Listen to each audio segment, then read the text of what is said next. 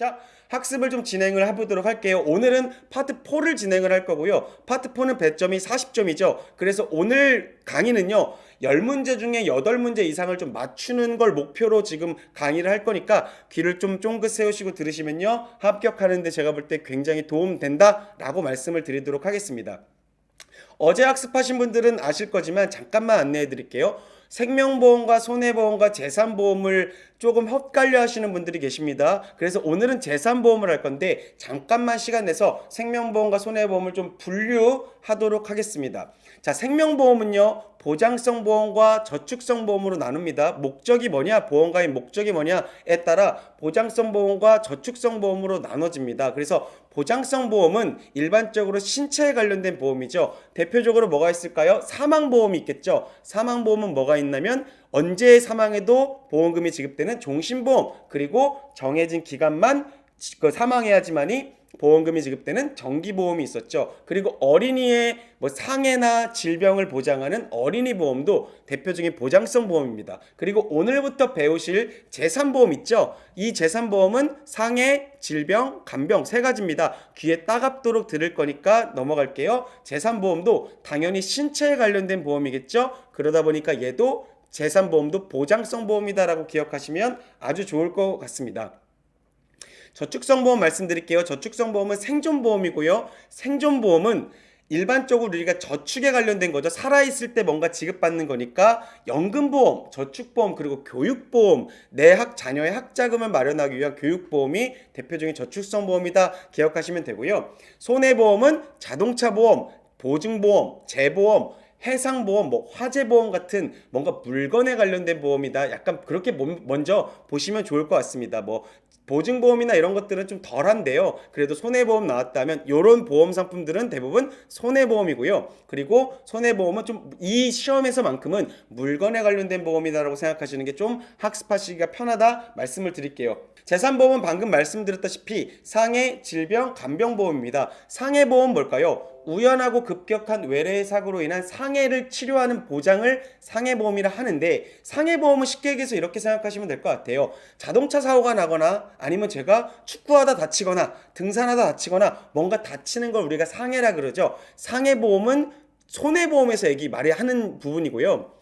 생명보험에서는 이 상해보험을 뭐라고 표현하냐면 재해보험이라고 표현합니다. 그래서 재해와 상해보험은 거의 비슷하다라고 보시면 되는데, 다만 문제는 뭐냐면 생명보험의 재해보험에는 감염병 같은 거를 거기 포함하고 있기 때문에 손해보험에서 말하는 상해보험보다 그 범위가 좀 넓다라고 보시면 될 것 같습니다. 그래서 일단 첫 번째 상해보험과 재해보험의 용어가 나오면 같구나. 재해보험은 생명보험에서 쓰는 용어인데 감염병이 거기 들어가니까 그 범위가 좀 넓구나 라고 생각하시면 좋을 것 같습니다. 두 번째는요, 질병보험을 말씀드릴게요. 질병보험은 뭐냐면 질병으로 인한 입원이나 수술 통원을 보장하는 건데, 여러분들이 가입하신 보험 대표적인 질병보험이 있을 거예요. 그게 뭐냐면 암보험입니다. 암보험이 대표적인 질병보험이다라고 생각하시면 될 것 같습니다. 그럼 간병보험 뭘까요? 간병보험 이렇게 적혀 있죠. 치매 또는 일상생활 장애 상태로 타인의 간병을 필요로 하는 상태 보장, 뭔가 타인의 간병을 필요로 할 정도로 아픈 걸 의미하죠. 대표적인 간병보험에는 타인의 뭔가 도움이 필요한 치매보험이 있겠죠. 치매보험은 대표적인 간병보험이다. 그래서 상해보험, 질병보험은 암보험, 간병보험은 치매보험이다 생각하시면 조금 편할 것 같습니다. 자, 그래서 이 밑에 보시면 재산보험은 어디서 정의했다고요? 어제도 얘기 많이 했는데, 뭔가 정의를 하면요, 장애인을 정의한 장애인 복지법을 빼고는요, 모든 정의는 다 어디서 하냐면 보험업법에서 정의합니다. 보험에 관련된 정의는 어디서 한다고요? 보험업법에서 정의한다. 그거를 꼭 기억하시면 아주 좋을 것 같습니다. 시험 문제에서는요, 1번에서 2번 정도 문제에서요, 이 파트 4 1번에서 2번 문제에서요, 꼭 물어보는 게 뭐냐면 이 부분을 좀 가끔 물어봅니다. 여러분, 재산보험에서 상법상 재산보험이란 용어는 없습니다. 상법은 우리 상거래에 일어나는 모든 법들을 망라한 건데, 여기서 재산보험이란 용어는 없습니다. 단 상법의 보험편을 보면요, 상해보험과 질병보험에 관련된 규정은 반영이 되어 있습니다. 그런데 재산보험에서 간병보험만 상법에서 제외시켰습니다. 이유는 뭘까요? 간병보험이 등장한 지가 그렇게 오래되지 않았기 때문입니다. 뒤에 나오거든요. 그러다 보니까 상법에서 빠져 있는 건 뭐만 빠져 있다고요? 간병보험만 빠져 있고 상법의 보험편에는 상해와 질병보험은 적혀 있다. 그러나 재산보험이란 용어 자체는 없구나 라고 보시면 될 것 같습니다. 자, 밑에 보시면 보험계약 무효사유 하나 나오잖아요. 15세 미만자, 심신상실자, 심신박약자, 사망을 보험사고로 한 계약은 무효된다. 무효가 너무 헷갈려요. 해지, 무효, 소멸 너무 많아요. 이거를 맨 마지막 오늘 끝부분에 정리해 드릴 거니까요. 이거는 넘어가도록 할게요. 그리고 하나만 기억할게요. 요즘에 가끔 나오는 문제가 뭐냐면 이렇게 문제가 나옵니다. 여러분 재산보험은요 좀 특이합니다. 생명보험의 요소도 갖고 있고요, 손해보험의 요소도 갖고 있고, 생명보험에서도 재산보험을 판매할 수 있고 손해보험에서 재산보험 판매할 수 있기 때문에 중간에 약간 걸친 느낌입니다. 그래서 검정색도 아니고 흰색도 아닌 그레이, 회색입니다. 그래서 이 재산보험의 영역을 뭐라고 얘기하냐면 그레이 존이라고 얘기합니다. 그래서 이 그레이 존을 블루 존이다, 레드 존이다 이렇게 가끔 바꿔서 내니까요. 그레이 존이라는 걸 꼭 기억하시면 아주 좋다 말씀을 드릴게요. 자, 진행하겠습니다. 다음 보시면요. 보험업법에서는요, 생명보험, 손해보험, 재산보험으로 나눴는데요. 그럼 재산보험만 판매할 수 있는 회사가 있느냐? 예, 있습니다. 독립된 재산보험회사 설립하고 운영을 할 수 있습니다. 다만 많지 않겠죠. 왜냐? 생명보험회사에서도 재산보험을 판매할 수 있고 손해보험에서도 재산보험 판매할 수 있고 헷갈린다고요? 암보험 생각하면 되잖아요. 암보험은 생명보험에서도 판매할 수 있고 손해보험에서도 판매할 수 있잖아요. 암보험은 대표적인 질병보험이고 이 질병보험은 재산보험의 세 가지에 해당하니까 질병보험 생각하시면 될 것 같습니다. 암보험을. 그러다 보니까 굳이 재산보험회사를 설립해서 운영할 수 있지만 많지는 않겠죠. 이것만 팔면 조금 손해가 많이 나겠죠. 이왕이면 다양한 상품을 판매하면 좋으니까.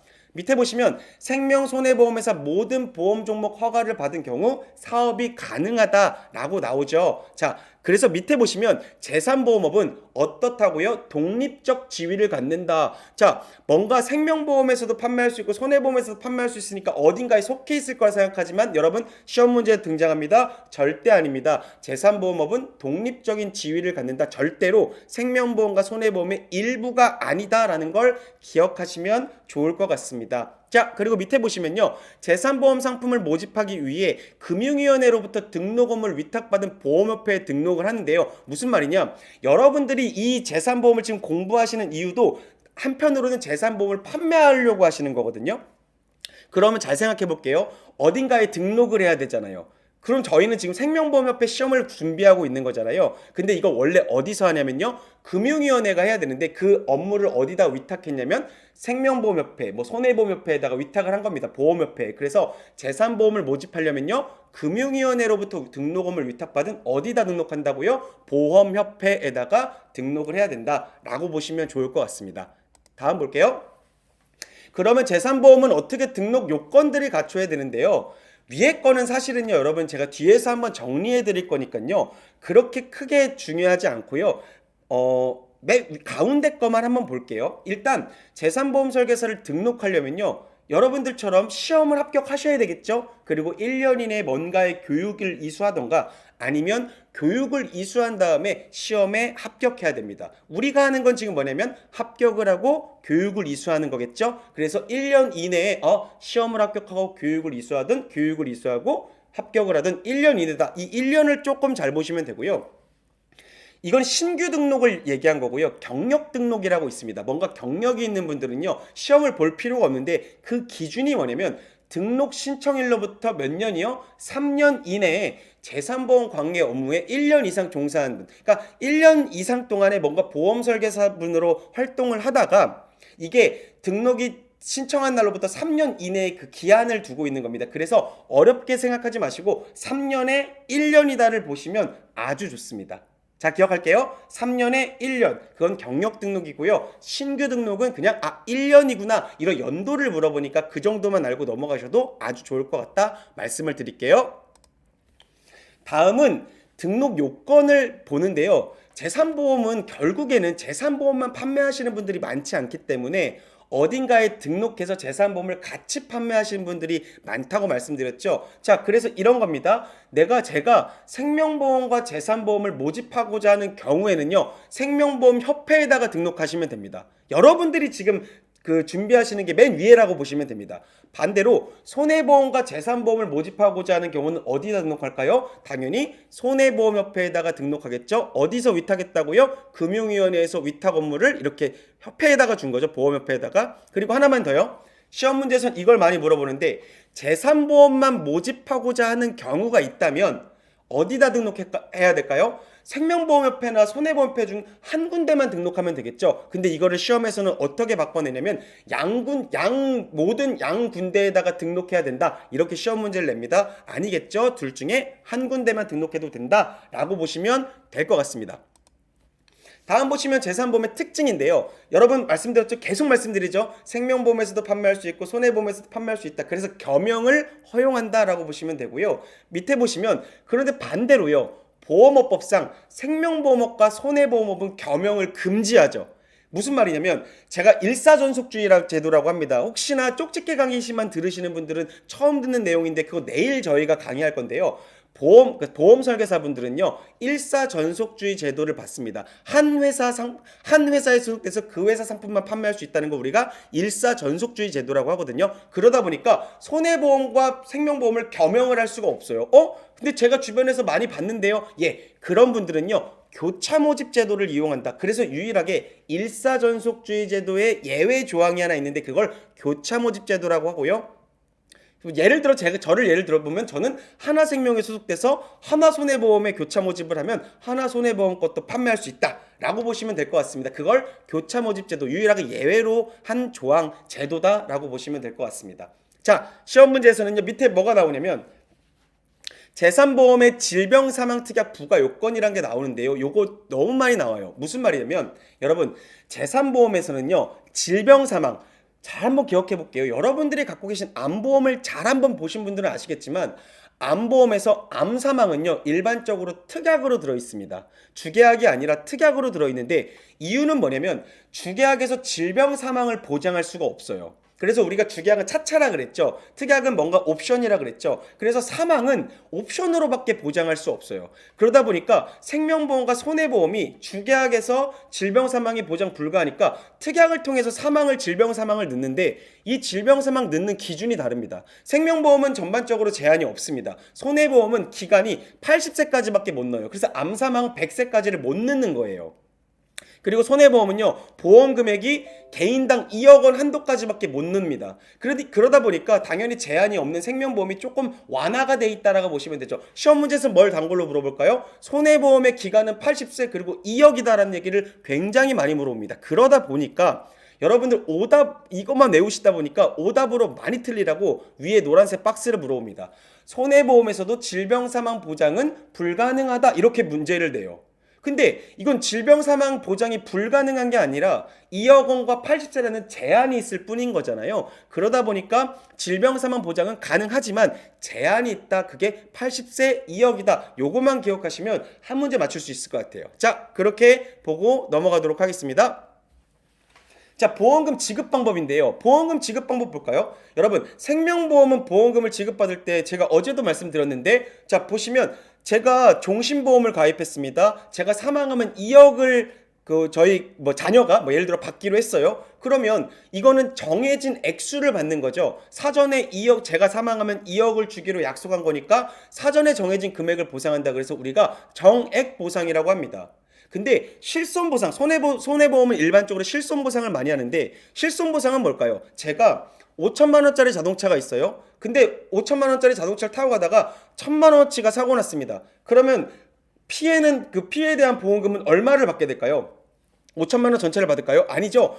피해 난 1,000만 원만 받게 되는 거죠. 그래서 실질적으로 손해를 입은 금액만 보상받는다는 걸 우리가 실손보상이라고 합니다. 그리고 오른쪽 보시면 재산보험은 이래서 그레이존인 것 같습니다. 정액보상과 실손보상이 같이 있다라고 보시면 좋을 것 같습니다. 중요합니다. 그 부분 보고 넘어갈게요. 자, 그리고 하나 더 나왔네요. 어제도 말씀드렸다시피 피보험이익이라는 게 있어요. 피보험이익은 뭘까요? 여러분 어려워하지 마시고요.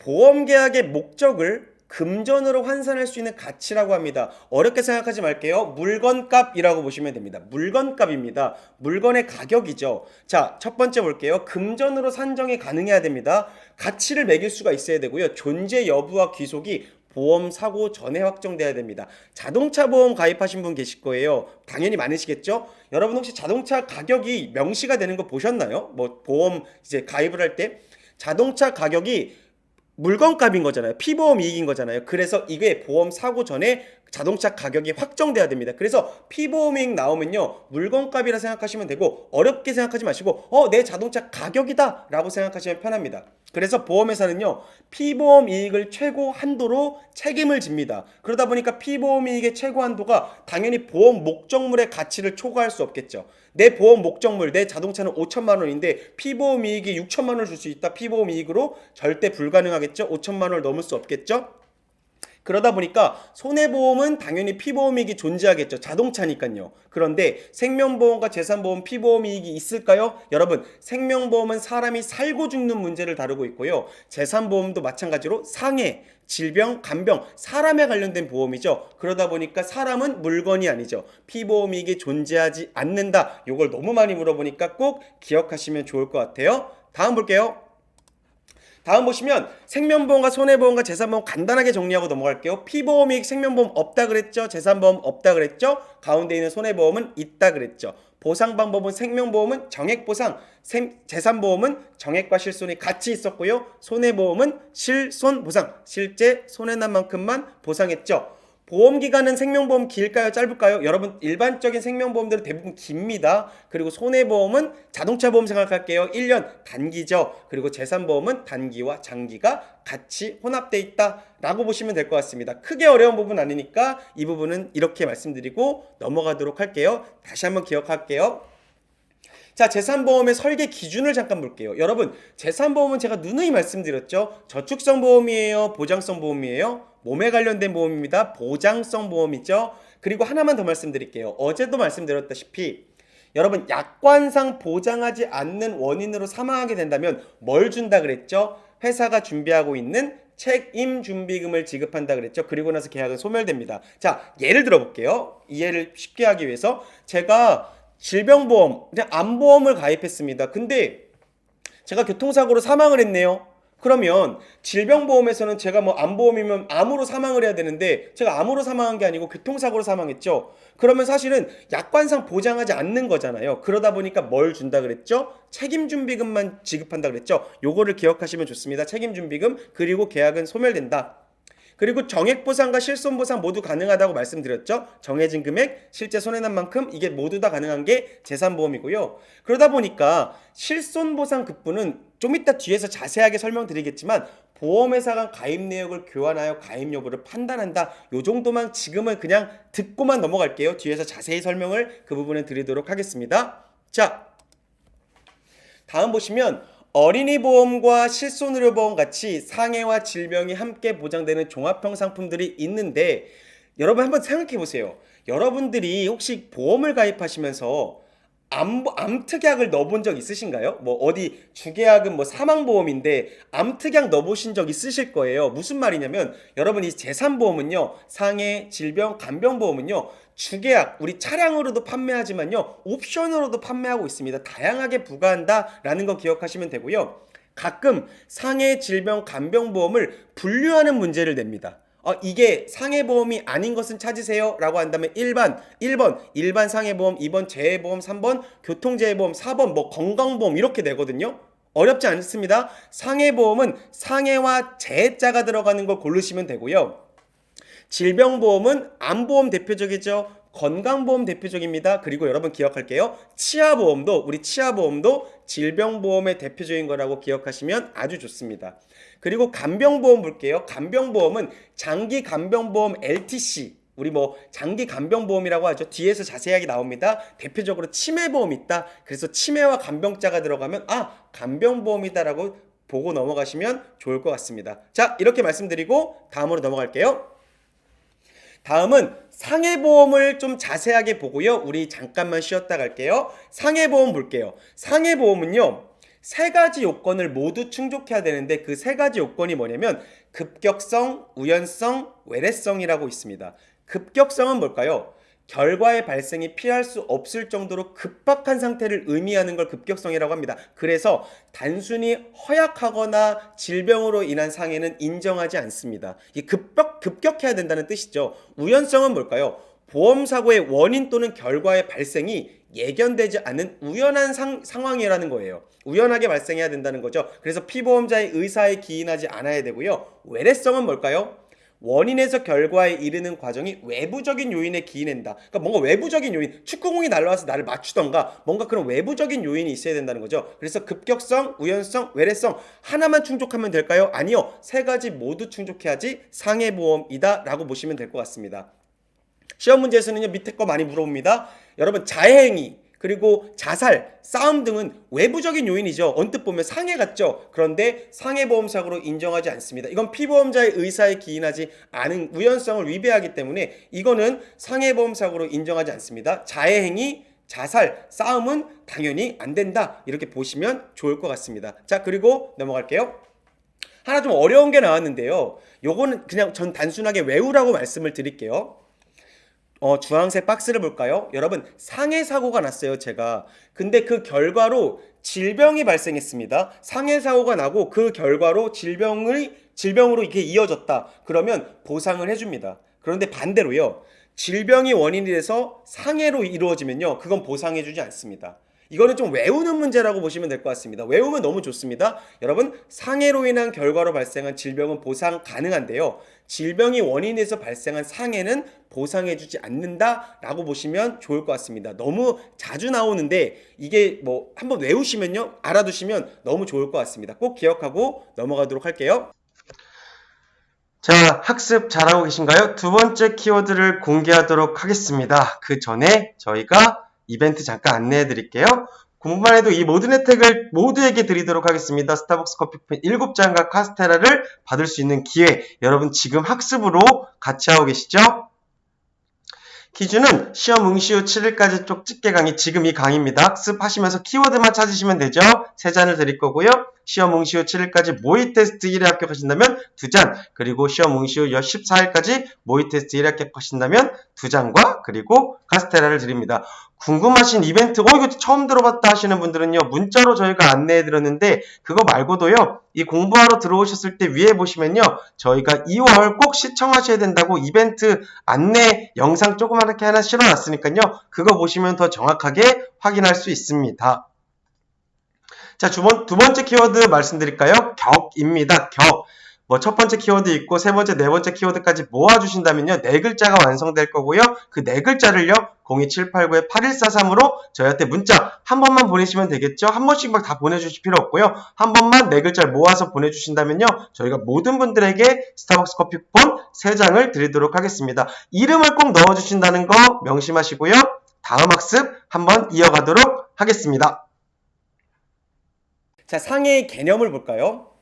상해는 뭘까요? 어디가 부러지고 찢어지는 걸 우리가 상해라고 생각하시죠? 그래서 외관상 분명한 상처 자국을 남기는 거 당연히 상해입니다. 그런데 몸에 상처를 입는 부상보다 더 넓은 개념이 상해다라고 보시면 됩니다. 무슨 말일까요? 밑에 보시면요, 상해로 인한 사망도 상해라는 거예요. 그리고 상해로 인한 신체 장애도 당연히 상해에 포함된다. 그래서 뭔가 부러지고 찢어지는 것보다 더 넓은 개념으로 우리가 상해를 접근해야 된다, 보셔야 된다라고 말씀을 드리도록 할게요. 그리고 밑에 보시면요, 상해보험 가입하신 분들 많이 계실 겁니다. 상해보험 보험기간이 몇 년일 것 같으세요? 여러분, 상해보험은요, 암보험이나 종신보험처럼 그렇게 길지가 않습니다, 일반적으로. 그래서 보험기간은 기억할게요. 1년 이상입니다. 1년 이상인데 문제는 여기서 시험에 자주 나오는 거는요, 일부 위험직을 제외하고는 65세에서 75세까지 가입이 가능합니다. 고연령자분들도 쉽게 가입이 가능한 게 상해보험이다라고 보시면 됩니다. 오른쪽 볼게요. 상해보험 주계약에서 질병 및 일반 사망은 보장하지 않는다. 제가 아까 재산보험의 주계약에서는 질병 사망 뭐 이런 것들 보장하지 않는다 그랬죠. 그러다 보니까 이런 사망들을 보장하려면 별도의 특약을 통해서 보장을 받으셔야 됩니다. 자, 그러다 보니까 상해보험에서 보장하지 않는 원인으로 제가 예를 들어 상해보험 가입했는데 암으로 사망했다. 보장하지 않는 원인이죠. 그럼 책임준비금이 지급되고 계약이 소멸된다 보시면 됩니다. 자, 그리고 밑에 잠깐 노란색 박스 볼게요. 여기 요즘 트렌드처럼 나오는 문제인데요.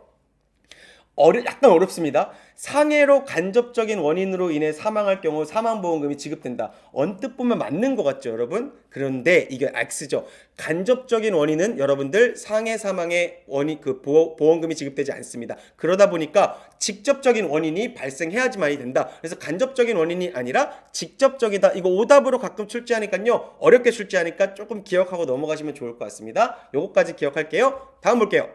자, 나이가 들수록 보험료가 비싸지고 가입도 어려워지는 게 일반적인 보험이거든요. 그냥 안보험 생각하시면 될 것 같아요. 일반적이죠. 나이가 들면 보험료가 비싸지죠. 그런데 여러분 상해보험은 그렇지가 않습니다.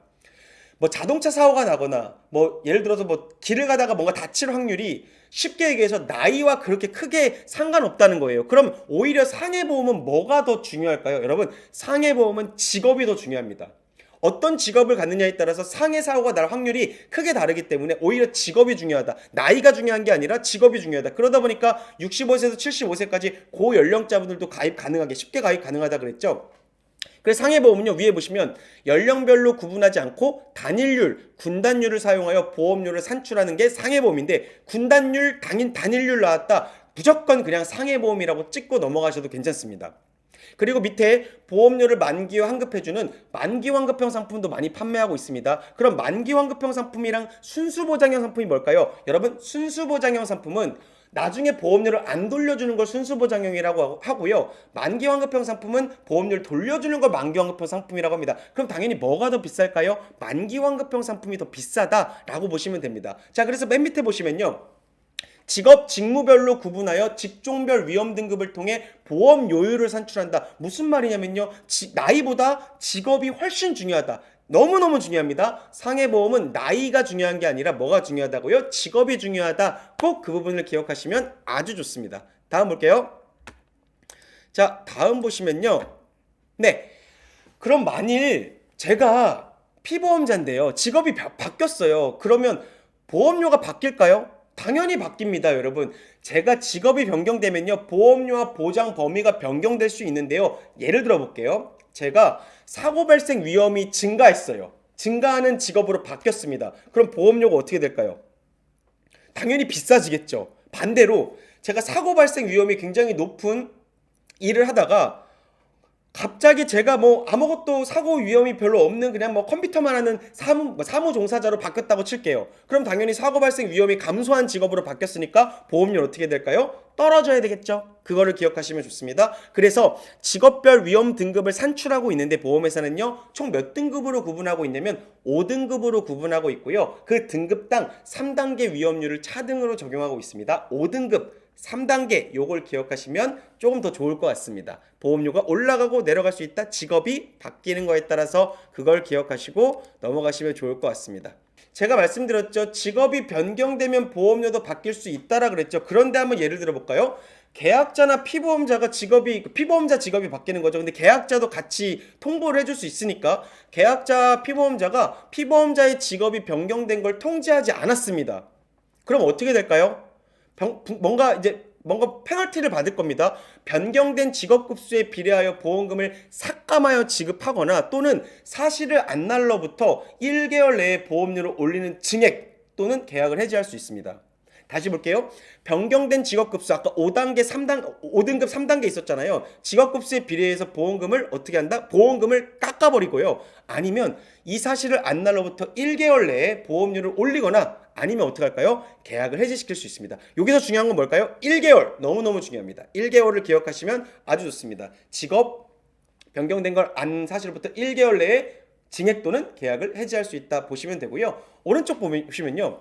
예를 들어 계약자가 혹은 피보험자가 보험 설계사분한테 알려줬어요. 내 직업이 변경됐어요. 이렇게 알려줬어요. 그거는요, 법적 효력이 없습니다. 그러다 보니까 피보험자의 직업이 변경된 것은 반드시 보험회사에 직접 알려줘야 된다. 그렇게 말씀을 좀 드리도록 하겠습니다. 자, 노란색 박스 볼게요. 요즘 트렌드 문제네요. 가로 채우기가 나오는데요.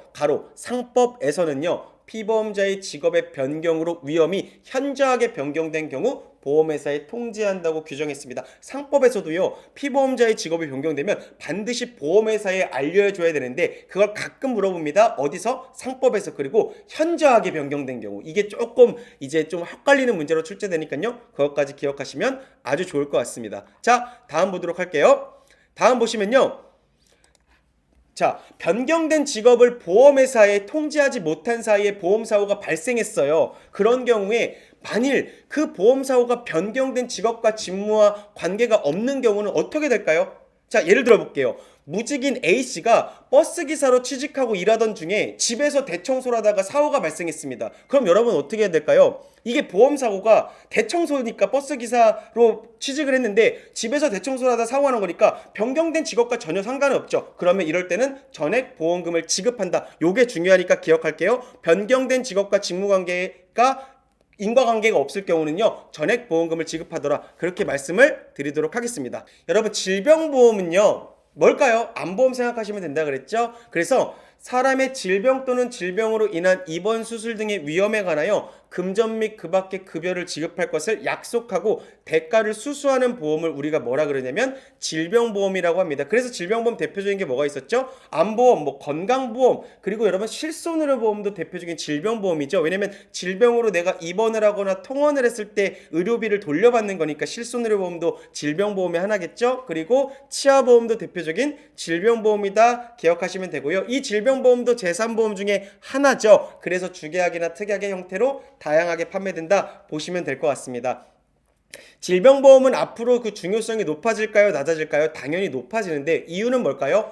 노인성 질환이 증가되는 등의 인구 고령화가 지금 진행되고 있죠. 나이가 점점 많아지고 있죠. 그리고 새로운 질병의 발생으로 의료비가 증가하고 있습니다. 그리고 질병 중심의 재산보험 시장 확대로 새로운 상품들이 실제로 많이 출시가 되고 있습니다. 그래서 실제로 요즘 트렌드를 보면요, 이런 재산보험 시장, 질병보험, 상해보험, 간병보험 시장이 굉장히 많이 커져 있습니다. 치매보험만 생각하셔도 되죠. 요즘 치매보험 많이 가입하셨잖아요. 그래서 이런 새로운 상품들이 많이 출시가 됐다라고 보시면 좋을 것 같습니다. 자, 질병으로 인정받기 위해서는 그러면 어떤 요건을 충족해야 될까요? 계속성과 내재성이라고 있는데요. 계속성은 뭘까요? 심신의 전체 또는 일부가 계속적인 장애를 일으켜서 정상적인 기능을 할 수 없는 상태를 의미합니다. 그걸 계속성이라고 그러죠. 계속적인 문제가 있어야 되는 거죠. 내재성은 뭘까요? 여러분, 아까 상해에서는요, 우리 외래성이었잖아요. 외부적인 요인인데 질병은 반대겠죠? 질병의 원인이 신체에 내재되어 있는 상태가 돼야 됩니다. 예를 들어 볼게요. 물건을 들다가 허리를 다쳤어요. 제가 물건을 들다 허리 다치면 이 물건이라는 외부적인 요인이 있잖아요. 그럼 이거는 외래성이 인정되다 보니까 뭘까요? 상해입니다. 근데 반대로요, 제가 노화가 돼서 요통이 발생했습니다. 그럼 이거는 상해예요, 질병이에요? 외래성이 인정되지 않죠. 외부적인 요인이 없고 그래 내부적인 요인이니까 이거는 질병입니다. 그걸 기억하시면 아주 좋을 것 같습니다. 자, 그래서 질병은 외래성을 인정하지 않는다라는 부분, 내재성이다라는 거를 기억하시고 넘어가시면 좋을 것 같고요. 다음 볼게요. 자, 상해보험은 뭐가 중요하다 그랬죠? 직업이 중요하다 그랬죠? 질병보험은 뭐가 중요할까요? 나이가 중요합니다. 그래서 질병보험은 암보험 생각하세요. 연령이 증가하면 증가할수록 보험료가 증가한다 라고 보시면 됩니다. 그래서 좌측에 있는 상해보험, 우측에 있는 질병보험을 잠깐만 비교해 볼게요. 상해보험은 보험기간이 1년 이상이었죠. 그리고 가입연령은 65세, 70세도 가입 가능할 정도로 고연령자도 가입이 가능했죠. 일부 위험증은 당연히 제외됩니다. 특징은 뭐였죠? 주보험의 질병상환 부과가 불가능하다 보니까 특약을 통해서 는다 그랬고, 우리가 직종별 위험 등급 체계 5등급 3단계를 갖고 있다. 이걸 기억하시면 되고요. 오른쪽 질병보험을 볼게요. 질병보험의 보험기간은 몇 년일까요? 당연히 상해보험보다 깁니다. 그러다 보니까 보험기간이 대체적으로 10년 이상입니다. 가입연령은 몇 살부터일까요? 여러분, 보험회사는요 15세 이상부터를 성인이라고 본다고 생각하시면 돼요. 그래서 15세 이상부터 질병보험 가입이 가능하다. 그러나 고연령 건강 상태에 따라 당연히 제한이 있겠죠. 나이가 중요하다 그랬죠. 밑에 보시면 일반 사망 보장이 없습니다. 그래서 특약으로 보장이 가능하고요. 연령이 증가할수록 당연히 뭐가 증가한다 그랬죠? 보험료가 증가하고요. 특화된 질병 보장 상품이 있습니다. 이런 것들은 뒤에서 잠깐 말씀드릴 건데 간단하게 말씀드려 볼까요? 여러분, 암보험을 가입하는데 위암, 폐암, 간암 세 가지만 보장하는 암보험이 있다고 칠게요. 그럼 그 보험의 보험 상품의 보험료는 비쌀까요? 저렴할까요? 세 가지만 보장하니까 당연히 저렴하겠죠. 그래서 특화 질병 보장 상품이란 건 뭐냐면 몇 가지만 보장하는 상품이라고 생각하시면 됩니다. 당연히 보험료는 저렴하겠죠. 오른쪽 박스를 볼게요. 요즘에 트렌드로 나오는 문제인데요. 어른이 보험이란 얘기 들어보신 적 있으세요? 어린이와 어른의 합성어라 그래서 어른이 보험이라고 하는데요. 원래 일반적인 어린이 보험은요. 가입 가능 연령이 15세 미만 뭐 좀 대부분 낮아요. 근데 이 가입 대상을 성인 15세 이상까지 늘린 30세까지 늘린 보험을 우리가 어른이 보험이라는데 실질적으로 하나생명도 판매하고 있고요. 다양한 회사들도 많이 판매하고 있다라고 보시면 될 것 같습니다. 자, 질병보험의 대표적인 게 뭐가 있었죠? 암보험인지 알아볼게요. 여러분들 많이 가입하신 상품입니다. 자, 암으로 인한 치료 자금을 중점적으로 보장하는 상품을 암보험이라고 합니다. 그래서 암 진단, 암으로 진단받게 되면 보험금을 주거나 아니면 치료, 수술 등의 여러 치료 자금들을 주고요. 암으로 인한 요양 자금도 지급하는 상품을 암보험이라고 보시면 됩니다. 자, 그래서 오른쪽 보시면요. 아까 말씀드렸죠?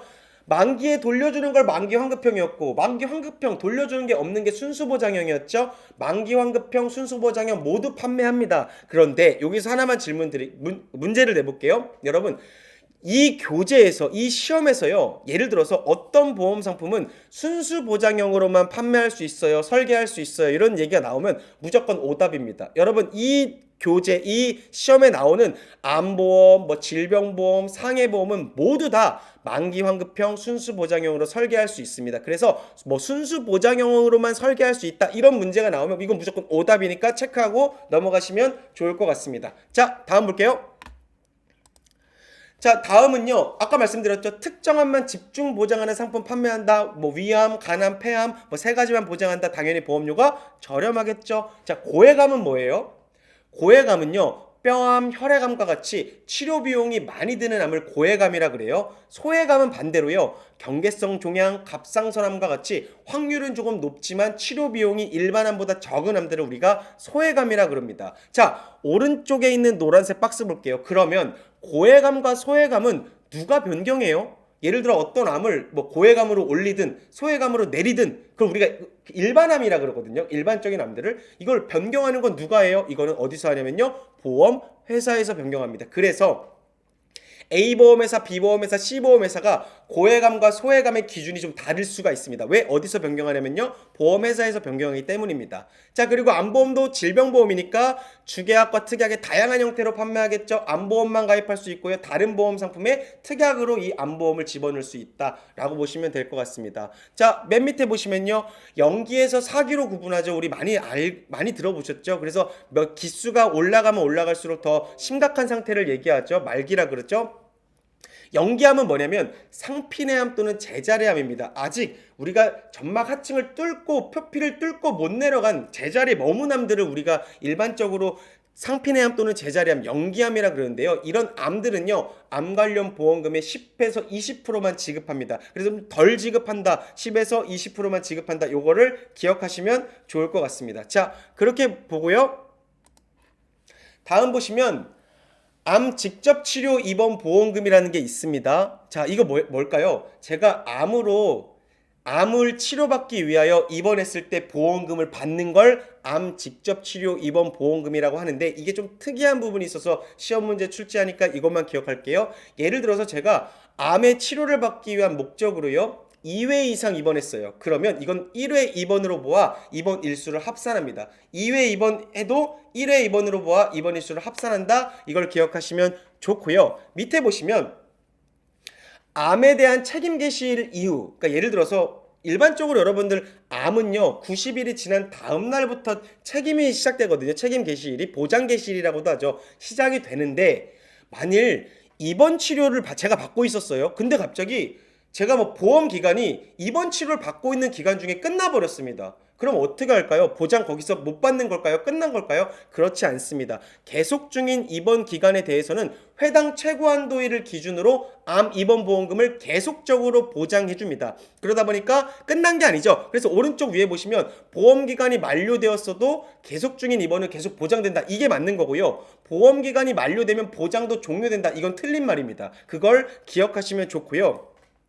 자, 맨 밑에 보시면 암으로 진단받고 사망하는 경우 당연히 암사망 보험금이 특약을 통해서 지급되겠죠. 오른쪽 잠깐 보시면요. 요게 조금 중요한 것 같습니다.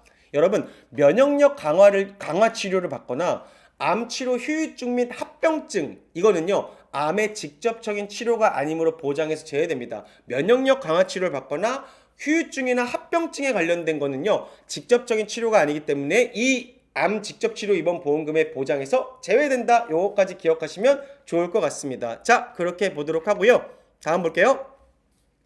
자, 여러분 갱신형 보험이랑 비갱신형 보험 들어보신 적 있으시죠? 어제도 학습했지만 갱신형은 뭐예요? 일정 기간이 지나면 보험료가 변동하는 거였죠. 일반적으로 오르겠죠, 대부분. 왜냐면 그 암보험 같은 경우 나이가 중요하다 그랬으니까. 그래서 갱신형 암보험 상품으로 가입한 경우 갱신 시 보험료가 변동됐죠. 보험기간 대부분 10년 이상, 가입 연령은 15세 이상이었고요. 연령 증가에 따라 보험료가 좀 크게 증가합니다. 그래서 그 부분을 늘 기억하셔서 아마 암보험을 아직 가입하시지 않은 분들이 계시다면요. 정말 연령이 증가하기 전에 미리 준비하는 게 훨씬 더 좋을 것 같습니다. 그래서 아무래도 여러분들이 라이프 MD가 되신 다음 여러분들 보험을 스스로 준비하는 게 제가 볼 때는 가장 좋지 않느냐라고 생각합니다. 그래서 여러분들을 위하여 상품에 대한 저희가 교육들도 나중엔 진행될 거니까요. 걱정하지 마시고 그냥 오늘 지금 시간에는 자격시험에 조금 더 집중하시는 게 어떨까 말씀을 좀 드리도록 할게요. 밑에 볼게요. 일정 기간 이후 보장이 개시되는 면책기간이 존재한다. 와, 어렵죠? 면책기간이란 말이 뭘까요? 이거를 그냥 쉽게 얘기해서 보장 개시일이라고 생각하시면 되는데요. 이게 뭐냐면 이런 거예요.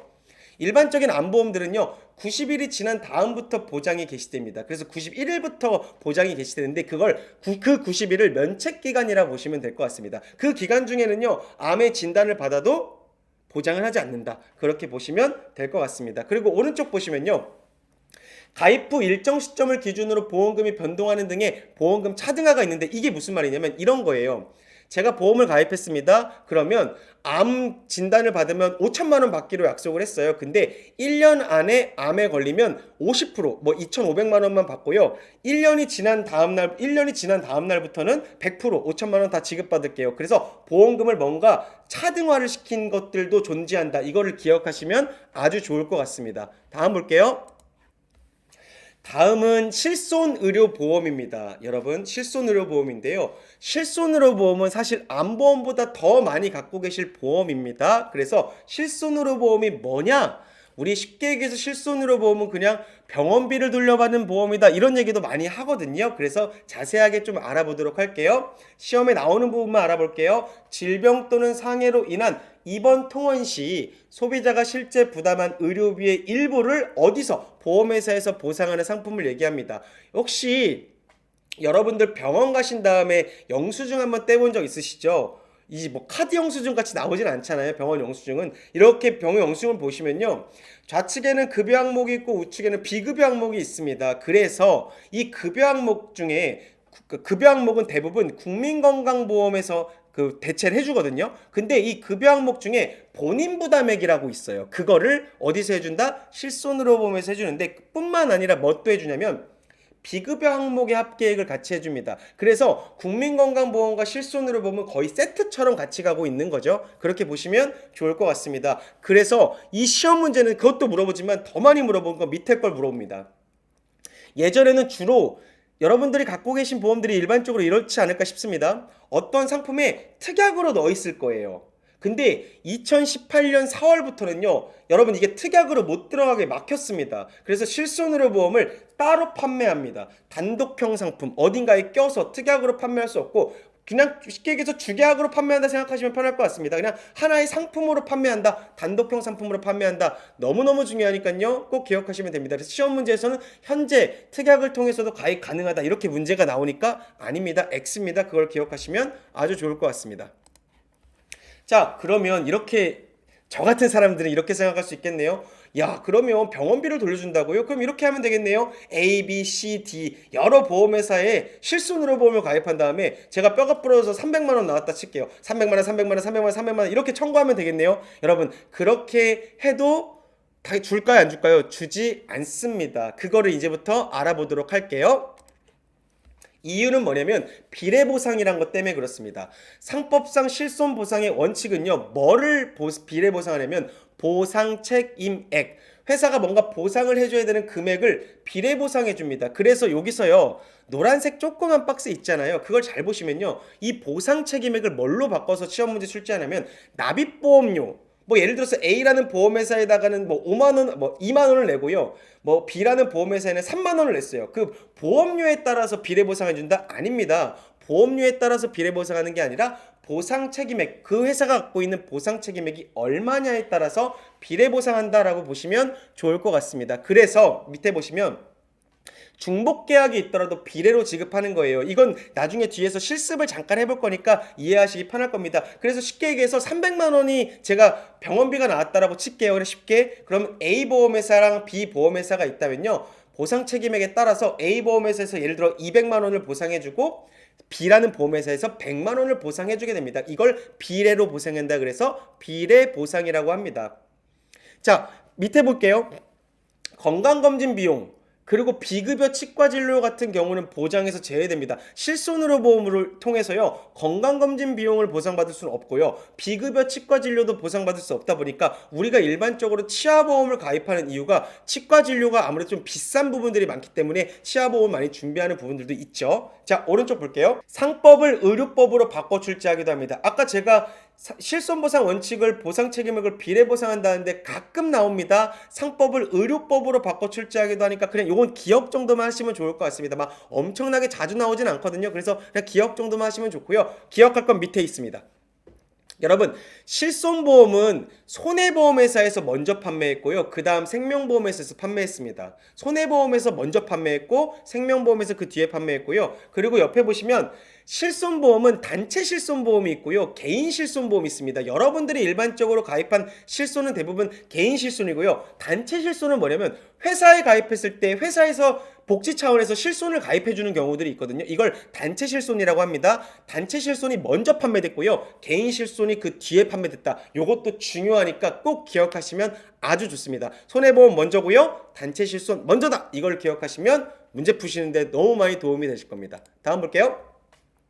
다음은 좀 어려운 부분이 나왔네요. 자, 잘 한번 볼게요. 여러분, 실손보험은 어떤 구조로 이루어져 있냐면요, 기본형이라는 게 있고요, 특약 1, 2, 3로 이루어져 있습니다. 아까 실손은 특약에 뭐 부과할 수 없다며요. 여러분, 실손의료 보험을 어떤 일반적인 상품에 특약으로 못 넣는다고 이제 단독형 상품으로 판매한다는 거지, 실손의료 보험 자체 안에 특약이 있다는 말을 드리는 겁니다. 그래서 특약 1, 2, 3로 구분이 되어 있는데, 특약 1, 2, 3는 뭘까요? 오른쪽 볼게요. 비급여 도수치료, 체외 충격파, 증식치료 보장, 그리고 비급여 주사료 보장, 비급여 자기공명 영상진단 MRI, MRA 보장을 해준다, 이렇게 써 있는데요. 외우시지 않으셔도 됩니다. 그냥 특약 1, 2, 3로 이루어져 있다, 요 정도만 그냥 기억하시고 넘어가시면 되고요. 맨 밑에 왼쪽 노란색 박스를 보시면 될 것 같습니다. 요즘 트렌드 있게 문제로 나오는 거니까 이 부분을 조금 보시면 좋을 것 같은데요. 여러분, 실손을 요즘 가입해 보신 분들은 아실 거예요. 표준형과 선택형으로 두 가지로 이루어져 있습니다. 실손의료보험이. 표준형은요, 급여와 비급여 모두 80%를 보장해 줍니다. 그러다 보니까 나머지 20%는 본인이 부담해야 되는 부분이 있어요. 근데 선택형은 반대입니다. 조금 달라요. 급여 부분은 90%를 보장해 주고요, 아까 말씀드렸던 비급여 부분은 80을 보장합니다. 그래서 어렵게 나오면요, 표준형 급여 비급여 80%, 선택형 급여 90, 비급여 80, 이거를 가끔 분류하는 문제가 나오니까요, 이거 좀 어렵게 나올 때 나옵니다. 그래서 이것도 같이 기억하시면 아주 좋을 것 같다 말씀을 드리고요. 오른쪽 볼게요. 오른쪽은 자기부담금의 비율은 여러분 기본형과 특약이 서로 다릅니다. 기본형과 특약은 자기부담금의 비율이 서로 다릅니다. 조금 별도라고 보시면 됩니다. 기본형에는 왜냐면 뒤에서 나오겠지만 2번 5천, 뭐 통원 30만 원의 한도가 있기 때문에 이 특약들이랑 굉장히 많이 달라요. 그래서 서로 비율들이 다르다라고 보시면 되고요. 밑에 보시면 특약은 비급여 항목만 해당된다? 맞습니다. 특약은 비급여 항목에만 해당이 되고요. 특약은 입통원 구분이 없습니다. 입통원 구분하지 않고 지급을 해주고요. 그리고 실손의료비도 사망 시 책임준비금이 지급된다? 무슨 말이에요? 실손의료비도요, 여러분 사망하게 되면요, 소액의 책임준비금이 지급됩니다. 왜? 보장하지 않는 원인으로 사망했으니까요. 그렇게 보시고 넘어가시면 될 것 같고요. 실손의료보험의 가장 중요한 부분은 이 부분이라고 생각합니다. 가장 많이 등장하는 건 이 부분인데요. 얼마까지요? 2번은 최고 5천만 원 이내고요. 통원은 얼마까지요? 외래 처방조제비 합산해서 1일당 최고 30만 원 이내입니다. 그래서 5천만 원, 30만 원 요거를 기억하시면 아주 좋습니다. 자, 그러면 아까 비례보상 원칙이었잖아요. 그러다 보니까 제가 예를 들어 실손보험이 있어요. 그러면 굳이 실손보험을 또 가입할 필요가 있을까요? 없죠. 그럼 중복가입 여부를 당연히 확인해야겠죠. 그럼 누구도 확인할 수 있냐면 말풍선 보이시죠? 보험 설계사분들도 확인할 수 있다. 요것까지 기억하시면 됩니다. 비례보상하다 보니까 굳이 중복으로 가입할 필요가 없는 거니까 누구도 확인할 수 있냐면 보험 설계사분들도 조금 쉽게 확인할 수 있다라고 보시면 좋을 것 같습니다. 여기까지만 기억하시면 되고요. 네, 요거를 마지막으로 실손을 좀 마무리할 건데요. 요거를 볼게요. 아마 회사를 좀 다니시거나 뭐 회사에서 실손을 갖고 있는 분들은 이 부분을 잘 보시면요. 조금 이런 것도 있구나라는 걸 좀 아시게 되실 겁니다. 자, 예를 들어 볼게요. 개인 실손보험이 없는 어떤 사람이요, 회사에 입사했습니다. 개인 실손보험이 없어요. 근데 이 회사에서요, 단체 실손보험에 가입을 해줬습니다. 그러면 여러 가지 사항이 발생하겠죠. 첫 번째, 퇴사 후 개인 실손보험에 가입하려 하는데 질병 경력이 있거나 건강 상태가 좋지 않아서 개인 실손보험을 가입할 수 없다. 그러니까 예를 들어서 이 사람은요, 개인 실손보험이 없는 상태에서 회사에서 해준 단체 실손보험만 가입을 했어요. 근데 퇴사를 하게 되면 단체 실손보험이 없어지는 거잖아요. 그럼 당연히 개인 실손보험을 가입해야 되는데 그 사이에 이 사람 질병 경력이 생겼거나 건강 상태가 좋지 않아서 개인 실손보험을 못 받아주겠다고 한 거예요. 그럼 어떻게 될까요? 문제가 되겠죠? 두 번째 케이스를 볼게요. 개인 실손보험을 이미 가입한 사람이 회사에 입사한 경우, 그러면 회사 차원의 복지로 단체 실손보험 무조건 가입이 되거든요. 그럼 보험료가 어떻게 될까요? 이중으로 지출되는 거잖아요. 이런 케이스는 어떻게 할까요? 이거를 뒤에서 말씀을 드려볼게요. 자, 보시면 단체 개인 실손보험관 연계제도라는 게 시행이 되고 있습니다. 2008년 12월부터 지금까지 시행이 되고 있는데요. 왜 시행하느냐? 아까 말씀드렸죠. 퇴직한 분들의 단체 실손보험이 없어지면 개인 실손보험을 꼭 가입해야 되기 때문에 보장 공백을 해소하기 위해 나왔고요. 중복 가입한 사람들 보험료의 이중 부담을 해소하기 위해 이 연계제도가, 단체 개인 실손보험관 연계제도가 시행되고 있다라고 보시면 될 것 같습니다. 자, 그래서 이건 뭐냐면요, 이런 겁니다. 제가 예를 들어서요, 단체 실손보험에 5년 이상 가입한 사람이에요. 그 회사에 5년 이상 다녀야 되겠네요. 그러면 가입한 사람이 퇴사를 할 경우에, 퇴사를 하고 나서요, 기억하세요, 1개월 이내 개인 실손보험으로 전환 가입하면요, 무조건 가입이 가능하다라고 보시면 됩니다. 그래서 단체 실손을 뭐로 바꿀 수 있다? 개인 실손으로 전환할 수 있다라고 보시면 될 것 같고요. 기준이 하나 더 있는데요. 5년간 단체 실손보험에서 보험금을 200만 원 이하로 수령하고 10대 질병 치료 이력이 없는 경우, 그러니까 실비를 굉장히 많이 청구하거나 크게 아프지 않은 경우는 당연히 이게 전환하는데 크게 문제가 없다. 근데 이 밑에 5년 200만 원은 좀 덜 나오니까요. 위에 걸 기억할게요. 5년 이상, 그러니까 한 회사에 5년 다닌다, 그렇게 생각하시면 되고요. 그리고 몇 개월 이내, 퇴사한 다음 1개월 이내에 전환해야 된다, 개인 실손으로 전환해야 된다 라고 보시면 좋을 것 같습니다. 자, 그거 기억하고 넘어가도록 할게요. 가장 이 시험을 공부하시면서 어려운 문제일 수 있습니다. 그래서 여기 계신 분 중에 누군가는 분명히 이 시험 문제가 등장할 거라고 생각을 하는데요. 그래서 모두들 한번 볼게요. 실손의료보험의 비례보상 사례를 물어봅니다. 그래서 입원 치료비가 제가 예를 들어 3천만 원 발생했다고 칠게요. 그리고 계산의 편리함을 위하여 대부분 자기 부담금 없다고 100% 가정해 주니까 어렵지 않습니다. 입원 치료비 3천만 원 발생했다 칠게요. 제가 실손이 A보험에서도 있고 B보험에서도 있어요. 그러면 가입 금액은 보상 한도는 1,000만 원, 5천만 원인데요. 요거보다 중요한 게 뭐냐면, 우리 뭐라 그랬죠? 납입보험료가 중요한 게 아니라 보상 책임액이 중요하다고 그랬죠? 보상 책임액은 A보험회사는 1,000만 원이고요. B보험회사는 3천만 원까지예요. 그러면 실제로 예를 들어 문제는 A보험회사 상품에서 내가 보상받는 금액은 얼마예요? B라는 보험회사에서 보상받는 금액은 얼마예요? 두 개를 더하면 당연히 3천만 원이겠죠. 자기 부담금 없다고 가정했으니까. 그러면 실제 보상 금액을 계산하는 문제가 나오는데 어떻게 계산하면 되느냐? 밑에를 볼게요.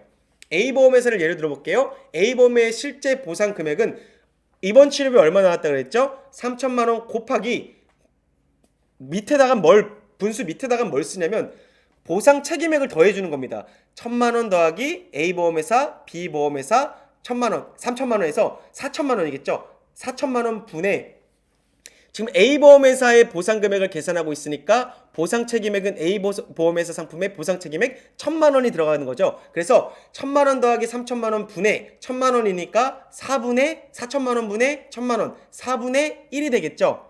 그러면 3천만 원의 4분의 1이니까 A보험회사에서는 750만 원이 나오고 B보험회사는 나머지 금액 2,250만 원이 나온다라고 보시면 될 것 같습니다. 가장 어려운 문제라고도 저는 말씀드립니다. 그래서 이거는 기억하시면 되고요. 실제로는요, 토시 하나 안 틀리고 이 750이랑 2,250만 원이 나온 적이 많으니까요. 금액을 조금 더 정말 어렵다 하시는 분들은 기억하시면 좋을 것 같다. 말씀을 그렇게 드리도록 하겠습니다. 자, 이거는 여러분들 시험 문제로 자주 접할 거기 때문에 꼭 보시면 시험 문제 모의 테스트 통해서 보시면 좋을 것 같고요. 다음은 이제 마지막입니다. 벌써 끝날 시간이 됐네요. 마지막 간병보험만 말씀드리고 마무리하도록 하겠습니다. 간병보험은 뭐 생각하라 그랬죠? 치매보험 생각하면 된다 그랬죠? 간병이 필요할 정도로 피보험자가 아플 경우를 보장하는 보험으로서 세 가지가 있습니다. 장기요양 상태, 일상생활 장애 상태, 우리가 알고 있는 중증 치매 상태를 얘기하는데 각각 뭔지를 한번 보도록 할까요? 자, 각각을 보시면요. 장기 요양 상태가 뭘까요? 장기 요양 상태는요. 만 65세 이상 노인 또는 노인성 질병을 가진 만 65세 미만자 중에 장기 요양 1등급이나 2등급의 판정을 받은 사람을 대상으로 한다. 이걸 장기 요양 상태라고 하고요. 밑에 보시면 일상생활 장애 상태가 있죠. 그래서 65세는요. 보험회사에서 노인 인구를 65세로 봅니다. 그걸 좀 기억하시면 좋고요. 밑에 보시면 일상생활 장애 상태가 있는데 이게 좀 시험 문제 자주 등장하죠. 말 그대로 뭐냐면 일상생활에 장애가 온 거예요. 그런 상황이 온 건데 이 조건이 있습니다. 첫 번째는요. 이동하기를 스스로 할 수 없다는 조건이 충족돼야 됩니다. 이동하기를 스스로 할 수 없어야 됩니다. 그리고 오른쪽 보시면요. 그 중에 식사하기, 화장실 사용하기, 목욕하기, 옷 입기 중 4가지 중에 하나라도 스스로 할 수 없어야 됩니다. 그럼 전제 조건은 뭐라고요? 이동하기를 스스로 할 수 없다는 전제 조건을 갖고요. 그 조건을 충족한 상태에서 식사하기, 화장실 사용하기, 목욕하기, 옷 입기 중 4가지 중 하나를 할 수 없는 상태를 말합니다. 그래서 꼭 이동하기는 전제 조건이고 4가지 중 한 가지 꼭 그걸 기억하시면 문제 맞추시는데 어렵지 않다 말씀을 드릴게요. 중증 치매 상태는 뭐냐면요. 말 그대로 치매 상태인데요. 재해 또는 질병으로 중증 치매 상태가 된 걸 의미하고요. 우리 CDR 척도라고 하거든요. 그걸 치매 검사 척도라 그러는데 3 이상 되시면 3, 4, 5 이렇게 5가지가 있거든요. 1, 2 있고요. 그럼 1, 2는요. 아니고 3 이상 해당될 때 우리가 중증 치매 상태라고 한다라고 보시면 좋을 것 같습니다. 그걸 기억하시면 좋고요. 자, 시험 문제에서는요. 이 부분도 자주 등장합니다. 민영 장기 간병보험 쉽게 얘기해서 그냥 보험회사 생각하시면 될 것 같아요. 일반 보험에서 간병보험, 치매보험 판매한 게 언제냐예요. 공적 장기 간병보험이잖아요. 공적 장기 간병, 공적은 국가겠죠. 국가에서 치매를 언제 보험으로 언제 도와주었어요. 이렇게 생각하시면 되는데 뭐가 더 먼저일까요? 여러분, 민영 장기 간병보험 일반 회사 보험회사의 상품들이 더 먼저라고 보시면 될 것 같습니다. 그래서 2003년이고요. 공적 국가는요 2008년부터 시행했다라고 보시면 좋을 것 같습니다. 그래서 민영 장기 간병보험은요 정액 보상 형태 다양하게 판매하고 있다. 밑에 거는요 크게 모르셔도 됩니다. 그냥 참고로만 알아두시면 될 부분이고요. 오른쪽 부분 보시면 공적 장기 간병보험은 노인 장기 요양 보험 제도로서 아까 뭐라 그랬죠? 65세 노인 및 노인성 질병을 가진 65세 미만자를 대상으로 한다. 그리고 등급을 받아야 된다. 그냥 이런 것들은 그냥 참고로 알아두시면 되고요. 뭐가 먼저라고요? 민영 장기 간병보험 일반 보험회사가 먼저다. 요거를 꼭 기억하시면 아주 좋습니다. 자, 그렇게 말씀드리고 넘어갈게요. 자, 간병보험 마찬가지입니다. 여러분 이 교재나 시험을 보실 때요. 역선택이라는 얘기가 나오거든요. 역선택이 뭘까요? 역선택은 보험 사기다라고 생각하시면 됩니다. 저희가 다음 시간에 이제 배우실 거거든요. 보험 사기다. 이게 역선택이다라고 보시면 되는데, 그러다 보니까 면책기간 설정하고 있댔죠. 면책기간 아까 들어봤는데요. 암보험에서 며칠 있었죠? 90일 있었죠? 90일이 지난 다음 날부터 보장해준다 그랬죠. 그러다 보니까 이 간병보험도 일정 기간이 지나야 보장이 시작되는 부분이 있습니다. 일상생활 장애 상태는 며칠이라고요? 암보험이랑 같네요. 90일이 지난 다음 날부터고요. 중증 치매 상태는 몇 년일까요? 2년입니다. 2년이 지난 다음 날부터 보장이 시작된다라고 보시면 좋을 것 같다 말씀을 드릴게요. 그런데 문제는 질병이 아니라 여러분 자동차 사고가 났는데 치매가 올 수 있을까요? 예, 실제로 올 수 있습니다. 자동차 사고가 나서 치매가 왔다. 재해로 인한 일상생활 장애 상태 및 중증 치매 상태의 경우 면책기간이 없습니다. 이런 기간은요 면책기간이 없다라고 보시면 될 것 같다라고 보시면 되겠죠? 자동차 사고로 난 치매는 당연히 면책기간 2년 이런 거 없다 기억하시면 되고요. 오른쪽 보시면 반면에 알코올 중독이나 우울증으로 인한 인지기능의 장애와 같은 경우는 간병보험 보장에서 제외됩니다. 알코올 중독 안 돼요. 우울증 안 돼. 이런 부분들은 안 된다라고 보시면 되고요. 반면에 노란색 보시면 의사 처방에 의한 약물 투여로 인한 인지기능의 장애는 보장을 해줍니다. 의사 처방에 의한 약물 투여로 인한 인지기능의 장애가 발생해서 치매가 왔다라는 거는 보장을 해준다. 보시면 될 것 같고요. 알코올 중독 안 되고 우울증 안 된다. 이 두 개를 보시면 좋을 것 같습니다. 자, 그렇게 보시고요. 자, 간병보험의 보험기간은 짧을까요? 길까요? 여러분들? 굉장히 길죠. 왜냐면 간병보험이 우리가 해당되려면 나이가 좀 많이 들어야 되니까. 그러다 보니까 일부 80세 만기형을 제외하고 대부분 종신입니다. 종신은 언제까지요? 죽을 때까지입니다. 자, 그렇게 보시면 될 것 같고요. 자, 일반적으로 언제 가입할 수 있을까요? 예, 간병보험은 좀 특이합니다. 30세 이후부터 가입 가능합니다. 암보험은 언제였죠? 질병보험은 15세였죠. 자, 그리고 일반적으로 30세 이후의 간병보험은 치매보험 생각하시면 됩니다. 가입 가능하고요.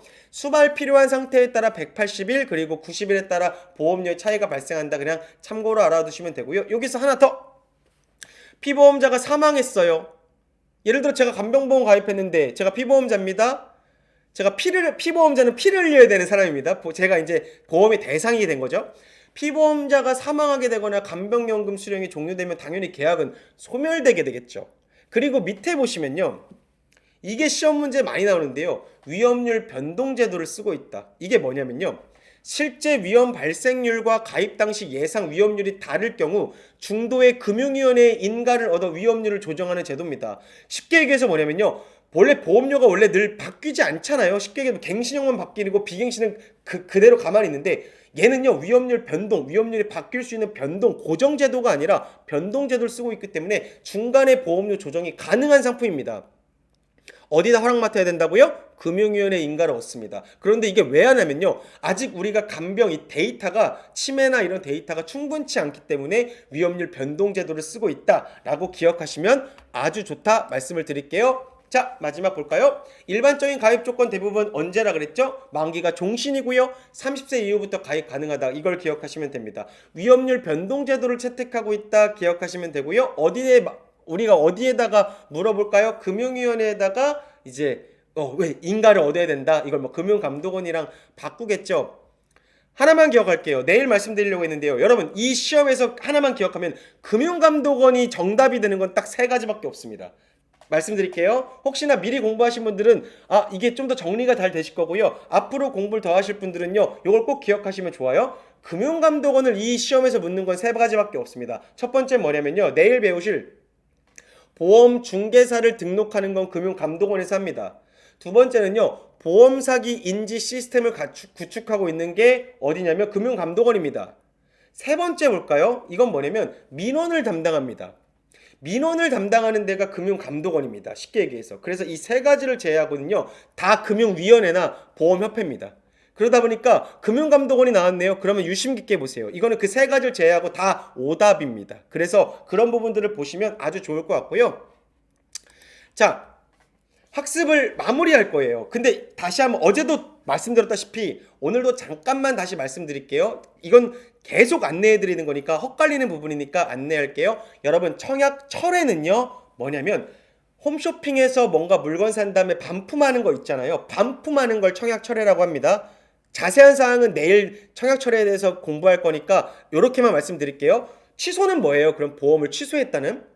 보험을 취소하는 거는요, 누군가가 잘못한 건데 이 잘못이 누군가에게 있냐면 일반적으로 보험회사나 보험 설계사분이 잘못한 거예요. 그래서 보험 설계사가 세 가지 기본을 지켜야 되는데 그중 첫 번째가 약관을 전달하거나 약관을 설명해야 되고요. 계약자 보관용 청약서를 갖다 줘야 되고요. 두 번째, 세 번째, 자필 서명을 받아야 되는데 이 세 가지 중에 하나라도 이행하지 못했으면요, 계약을 3개월 안에 취소시킬 수가 있습니다. 이거는 당연히 회사의 잘못이기 때문에, 보험 설계사의 잘못이기 때문에 난 낸 돈 다 돌려주고 이자까지 돌려줘요. 그건 자세한 건 취소를 배울 때 말씀드릴 거고요. 세 번째, 무효는 뭘까요? 보험 계약이 성립한 날로부터 효력이 없어져서요, 이미 납입한 보험료를 반환하는 겁니다. 납입한 보험료를 반환하는 거고요.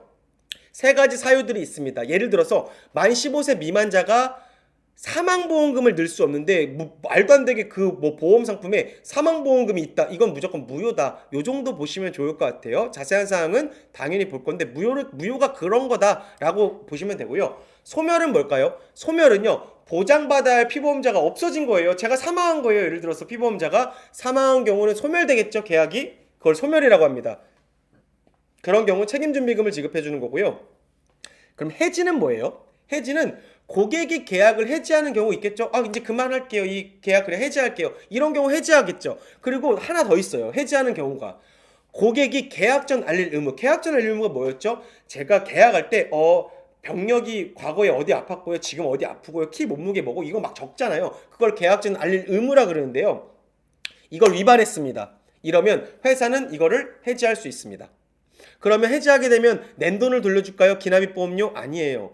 해지환급금을 주기 때문에 더 적을 수 있습니다. 이건 고객의 잘못이 있는 거죠. 그러다 보니까 해지는 이런 부분들이 있다. 여러분, 오늘 공부하시느라 너무 고생 많으셨고요.